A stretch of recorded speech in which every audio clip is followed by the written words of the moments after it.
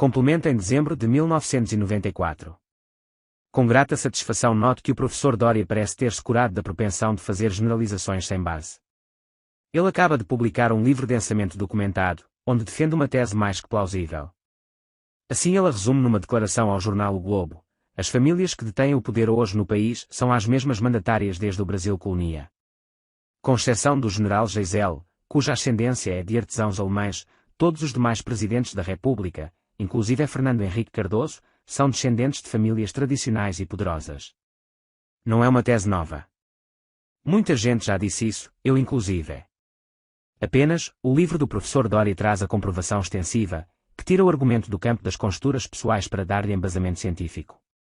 Depurar as crenças de senso comum, seja desmentindo-as pelos fatos, seja dando-lhes a base de certeza ou probabilidade maior que lhes falta, é uma das mais importantes missões sociais da ciência, e o professor Doria aqui mostrou estar à altura da tarefa.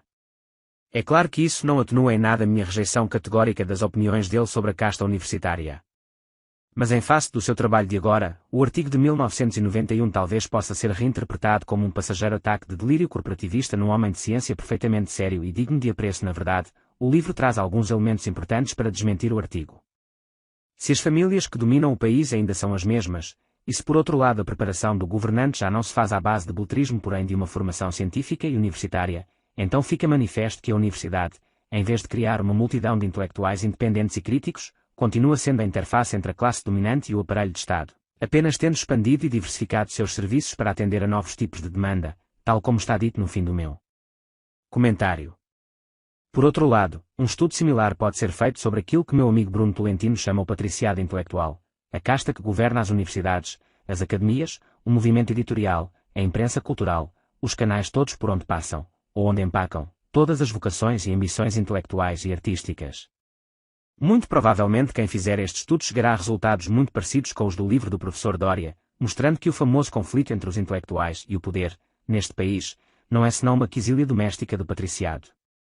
Um estudo assim é muito mais amplo e complexo que o da casta dos políticos, mas com tempo e paciência pode ser realizado. A título de balão de ensaio, pode-se começar com um levantamento menor, limitado à situação presente, como aquele que na França foi realizado por Hervé Hamon e Patrick Huitman sobre a casta dos intolcratas, os homens que detêm o poder sobre os canais de acesso à fama literária e académica. Uma outra via para realizar esse estudo é investigar, caso a caso, a origem social e o meio em que se formaram os intelectuais mais representativos. O IAL, Instituto de Artes Liberais, que dirige no Rio e em São Paulo, já iniciou um estudo dessa ordem, abrangente porém somente intelectuais e artistas ainda vivos que entraram na produção cultural nas décadas de 30 e 40. Os depoimentos escolhidos, entre outros, de Jorge Amado, Herberto Salles, Ivandro Lins e Silva, Dorival Caymmi, António Calado, embora constituam apenas uma amostragem casual, sugerem intimidade, ou quase identidade, da classe intelectual com a casta governante. O IAL, entidade privada, sem qualquer ajuda do governo ou de empresas, não poderá levar muito adiante esse estudo, extremamente importante no entanto para o esclarecimento de certos aspectos da história nacional, aqueles mesmos que o professor Doria aborda no seu livro, que até agora vinham sendo desprezados pela pesquisa universitária. Uma equipe como a do professor Doria estaria muito mais qualificada para realizá-lo do que os alunos do IAL, que só participaram do empreendimento a título de exercício de classe.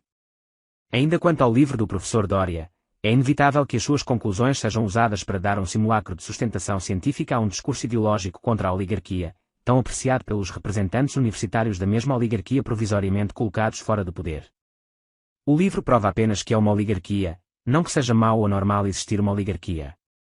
Para demonstrar que o fenómeno ali descrito é causa de atraso ou subdesenvolvimento, seria preciso primeiro provar que os países ricos e desenvolvidos não são governados também por famílias tradicionais.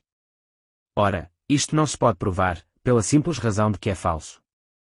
Culpar a existência da oligarquia como tal pelo atraso brasileiro é uma palavra de ordem da classe jornalística, que muitas vezes os cientistas sociais repetem sem o menor discernimento crítico, mostrando o quanto a nossa intelectualidade é passiva e dependente em relação à mídia. Se em vez de simplesmente ecoar a voz do imbecil coletivo os nossos cientistas sociais fizessem os devidos estudos comparativos exigidos pela questão, veriam que o anormal no caso do Brasil, como nos demais países do terceiro mundo, não é ter uma oligarquia no poder, mas ter uma oligarquia singularmente mal preparada, semiculta, mal de suas funções e dividida por consciente sobretudo toda sorte de disputas grupais e regionais, que colocam os interesses imediatos de fações demasiado acima dos interesses nacionais.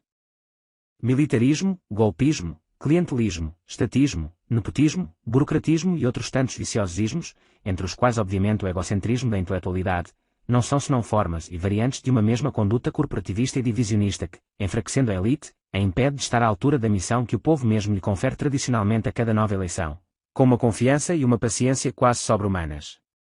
Os jovens de família tradicional que, na universidade, entram na luta da intelectualidade contra os governantes, não estão ajudando o povo a derrubar a oligarquia, estão apenas apoiando uma fação oligárquica contra a outra, aprofundando as cisões, fortalecendo o corporativismo, impedindo o Brasil de criar uma elite governante coesa, responsável, sensível aos interesses nacionais e às necessidades do povo.